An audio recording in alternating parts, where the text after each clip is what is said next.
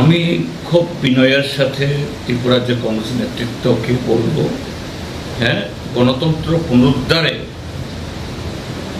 কংগ্রেসেরও কিছু শক্তি আছে, সেই শক্তির প্রয়োজনে সম্পর্কে কোনো সন্দেহ নেই।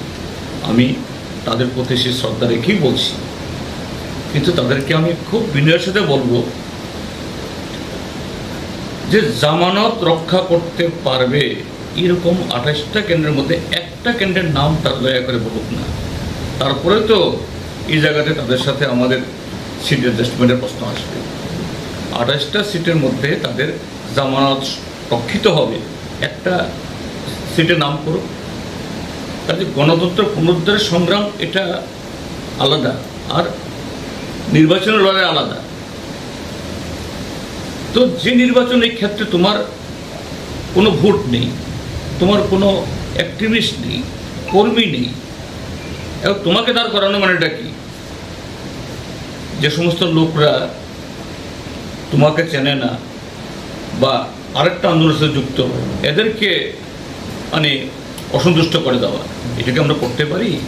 কাজে কংগ্রেস তারা, হ্যাঁ, সারা দেশের ক্ষেত্রে তারা বড় দল, এটা আমরা সবসময় স্বীকার করি।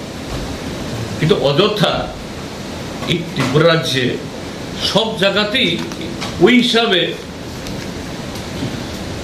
তাদের শেয়ার দিতে হবে, এটা যদি বলা হলে পরে এরা বাস্তবকে তারা অস্বীকার করে। ধর্মনগর উপনির্বাচন, ধর্মনগর তাই, ধর্মনগরও তাই।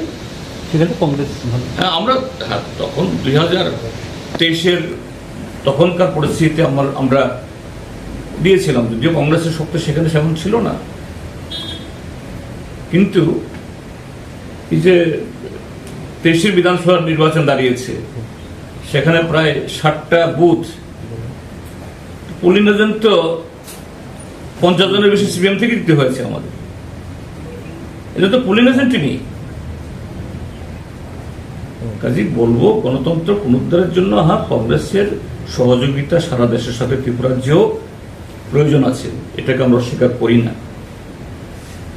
কংগ্রেসের একটা নাম আছে, সবাই জানে নামটাকে, অস্বীকার আমরা করি না।